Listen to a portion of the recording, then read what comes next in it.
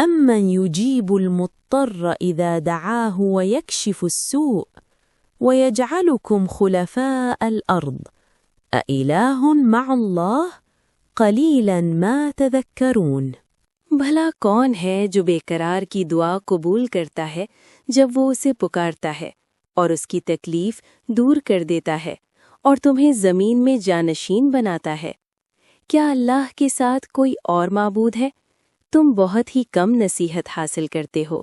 أَمَّنْ يُجِيبُ الْمُضْطَرَّ إِذَا دَعَاهُ وَيَكْشِفُ السُّوءَ وَيَجْعَلُكُمْ خُلَفَاءَ الْأَرْضِ أَإِلَٰهٌ مَّعَ اللَّهِ قَلِيلًا مَا تَذَكَّرُونَ۔